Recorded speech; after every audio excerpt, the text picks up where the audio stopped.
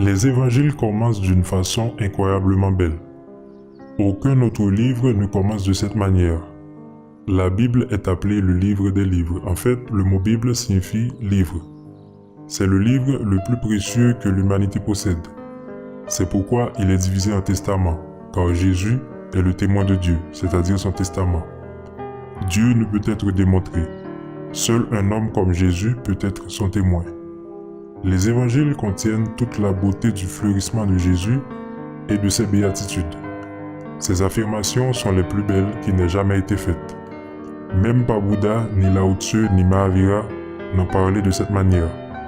Bouddha est très philosophique, très raffiné. Jésus, lui, est très simple. Jésus parle comme un fermier, comme un pêcheur, comme un agriculteur, mais même s'il utilise le langage commun, ses paroles ne perdent en rien leur poids et leur solidité. Les mots de Bouddha sont très élevés. Ceux de Jésus portent l'arôme de la terre, tel le parfum qui se dégage du sol quand il commence à pleuvoir. Le mot « gospel » vient du mot « Godspell » qui signifie « représentation de Dieu ». Jésus est comme un bambou vide. La chanson est de Dieu. Les métaphores de Jésus sont la vérité de la vie. Il ne complique pas les concepts, il montre la vérité telle qu'elle est. Jésus est la culmination de la conscience juive. Les béatitudes sont des chansons que Dieu chante dans la bouche de Jésus. Maintenant, analysons le commencement de l'une de ces béatitudes qui dit ceci. Quand Jésus vit toute la foule qui le suivait, il gravit la montagne, il s'assit et ses disciples s'approchèrent. Avant tout, vous devez savoir que des livres tels que les Védas, le Coran, les Upanishads et la Bible ne sont pas écrits pour des gens spirituellement endormis. Il faut savoir les déchiffrer. Quand Jésus vit toute la foule qui le suivait, il gravit la montagne. Les mots foule, masse, peuple ne traduisent pas seulement des concepts physiques, mais aussi des aspects psychologiques.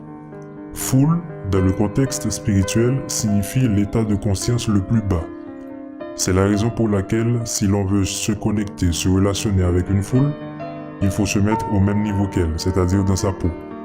Voilà pourquoi on se sent un peu perdu quand on se trouve dans une foule, parce qu'il y a un processus de perte d'énergie et d'asphyxie spirituelle. J'imagine que tu as déjà entendu parler de l'histoire de la femme qui avait une perte de sang et qui voulait être guérie. Quand elle vit Jésus dans la foule, elle se dit avec foi que si elle arrivait à toucher ne serait-ce que le pan de la robe de Jésus, elle serait guérie. Ainsi, elle lutta avec la foule, toucha le maître et fut guérie au même instant. Jésus demanda « Qui m'a touché ?» Pour les disciples, cette question fut absurde. Mais Jésus savait de quoi il parlait. Il avait senti de l'énergie sortir de lui. Il avait senti une touche différente au milieu de tous ces gens qui frottaient avec lui. Dans la vie de Jésus, tu trouveras plusieurs épisodes où il était parmi la foule. Son champ de travail se trouvait là. Mais de temps en temps, il dut se retirer, s'éloigner de la multitude et aller dans les montagnes pour être seul avec Dieu. Ici, le concept montagne n'est pas seulement un amas de terre, sinon un symbole de l'élévation de la conscience. Tu ne peux être avec Dieu que quand tu es absolument seul. La présence de la foule t'abaisse, celle de Dieu t'élève. Jésus, Bouddha, Mahavira, Lao Tzu sont tous montés sur des montagnes. Ils sont allés dans des endroits solitaires afin de retrouver leur pureté, leur élévation, leur état propre. À la fin de sa vie, Lao Tzu dit à ses disciples « Je vais devoir me séparer de vous. Je vais vivre seul dans les montagnes.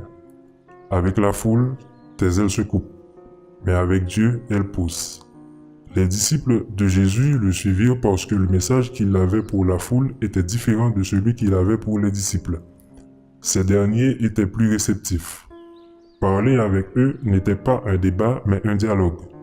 Ils avaient besoin d'entrer dans l'intimité du Maître pour percer son message, car Jésus est la flûte dans la bouche de Dieu.